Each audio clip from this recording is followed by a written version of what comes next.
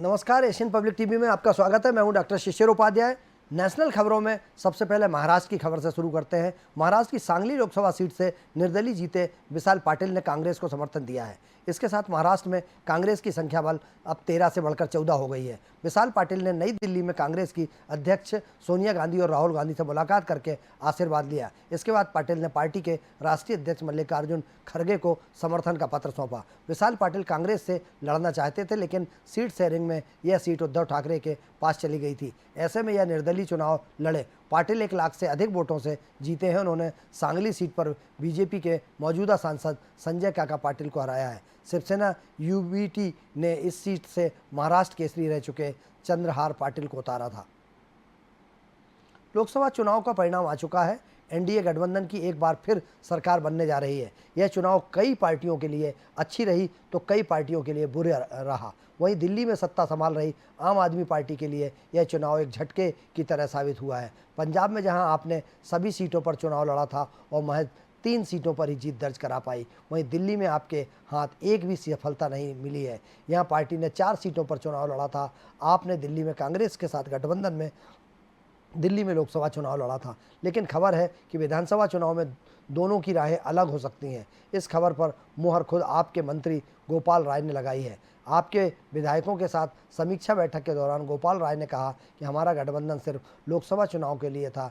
दिल्ली विधानसभा चुनाव में कांग्रेस से कोई गठबंधन नहीं होगा। इसमें आगे कहा कि सभी विधायकों की राय है कि इस बार हम विपरीत परिस्थितियों में चुनाव लड़ रहे थे। हमारे स्वास्थ्य मंत्री जेल में बंद हैं, हमारे सीएम जेल में बंद हैं, उसके बाद भी हमने मिलकर चुनाव लड़ा है। कांग्रेस सांसद राहुल गांधी का कहना है कि एग्जिट पोल के कारण शेयर बाजार में छोटे रिटेल इन्वेस्टर को 30 लाख करोड़ रुपए का नुकसान हुआ है। प्रधानमंत्री, गृह मंत्री और वित्त मंत्री ने निवेशकों को चुनाव के समय शेयर बाजार में पैसा लगाने की सलाह दी थी। इसे एक बड़ा घोटाला बताते हुए राहुल गांधी ने संयुक्त संसदीय समिति जेपीसी द्वारा इसकी जांच करवाई जाने की मांग की है। राहुल गांधी का कहना है कि चुनाव के समय प्रधानमंत्री ने 2-3 बार शेयर बाजार में तेजी आने की बात कही। गृह मंत्री ने सीधा कहा कि 4 जून को यह आसमान में जाएगा और लोगों को खरीदना चाहिए। वित्त मंत्री ने भी यही बातें दोहराई। राहुल गांधी का आरोप है कि इंटेलिजेंस एजेंसी ने पहले ही सरकार को बता दिया था कि उनकी 200 से 220 सीटें आने के अनुमान है। बावजूद उनके रिटेल इन्वेस्टर को शेयर बाजार में इन्वेस्ट करने की सलाह दी गई।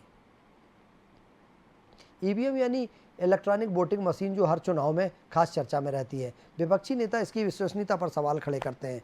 वहीं चुनाव आयोग को बार बार इसे लेकर सफाई देनी पड़ती है। अब लोकसभा चुनाव के नतीजे आ चुके हैं। इसके साथ ही आचार संहिता भी हट गई है। इस बीच मुख्य चुनाव आयुक्त राजीव कुमार ने ईवीएम को लेकर पूछे गए सवाल पर मुस्कुराते हुए कहा कि कुछ ऐसा कहा जिसका अब वीडियो वायरल हो रहा है।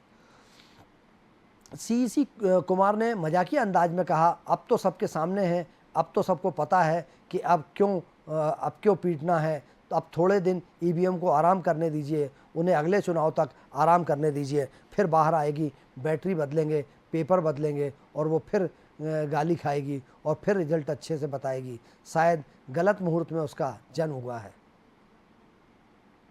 बॉलीवुड एक्ट्रेस और मंडी से बीजेपी सांसद कंगना रनौत को चंडीगढ़ एयरपोर्ट पर सीआईएसएफ की महिला गार्ड ने थप्पड़ मारा।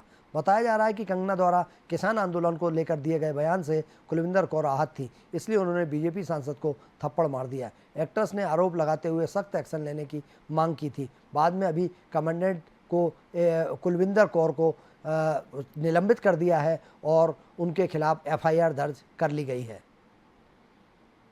लोकसभा चुनाव के परिणाम के बाद अब सीटों की जीत और हार को लेकर सियासी पारा चढ़ा हुआ है। इस बीच बिहार के उप मुख्यमंत्री और बीजेपी के प्रदेश अध्यक्ष सम्राट चौधरी ने एक बड़ा बयान दिया है। उन्होंने कहा है कि नीतीश कुमार के नेतृत्व में बीजेपी 1996 से चुनाव लड़ रही है और आगे भी लड़ेगी। मीडिया ने जब उनका 2025 का विधानसभा चुनाव नीतीश कुमार के नेतृत्व में लड़ने को लेकर सवाल किया तो उन्होंने साफ लहजे में कहा कि इसमें दिक्कत कहाँ है। बीजेपी उनके नेतृत्व में 1996 से चुनाव लड़ रही है, आगे भी लड़ती रहेगी। इस चुनाव में बिहार की जनता ने एनडीए को 75% अंक दिए हैं। जो लोग परफॉर्मेंस बना रहे हैं वो सब गलत हो गए हैं।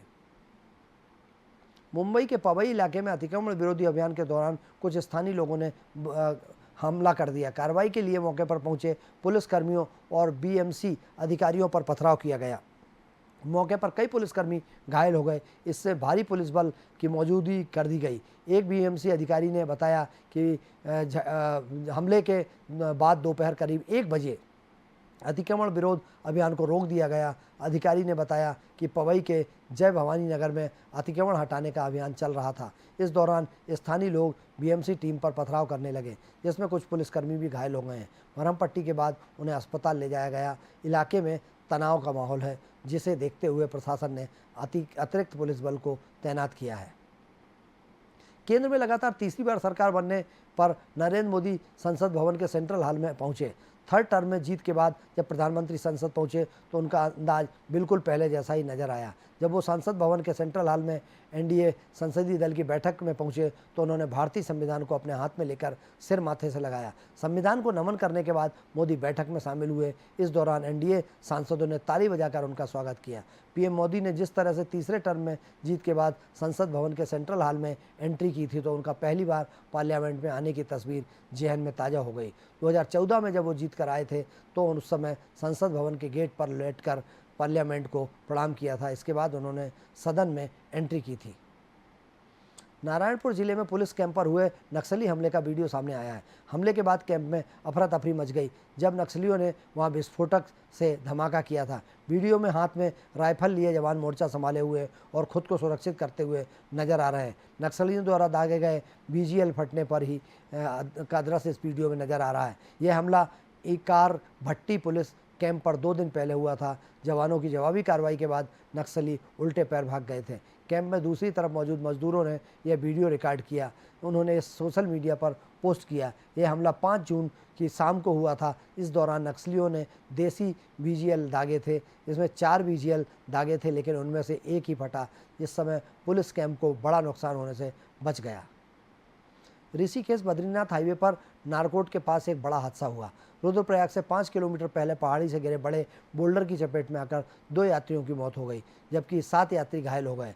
सभी यात्री अमेरिका के न्यूयॉर्क के रहने वाले थे। पुलिस ने दोनों शवों को कब्जे में लेकर आगे की कार्रवाई शुरू कर दी है। बद्रीनाथ की यात्रा करने वाले के बाद ऋषिकेश की ओर लौट रहे थे। सूचना पर पुलिस और एसडीआरएफ की टीम पहुंची और टेम्पो ट्रेवलर में फंसे लोगों को बाहर निकाला। गंभीर रूप से घायल लोगों को पुलिस ने रुद्रप्रयाग जिला अस्पताल भेजा, जहां डॉक्टरों ने उन्हें मृत घोषित कर दिया। पुलिस द्वारा मृतकों के परिजनों को सूचना दे दी गई है। एशियन पब्लिक टीवी पर नेशनल खबरों में फिलहाल इतना ही। आप बने रहिए मेरे साथ। मुझे दीजिए इजाज़त। नमस्कार।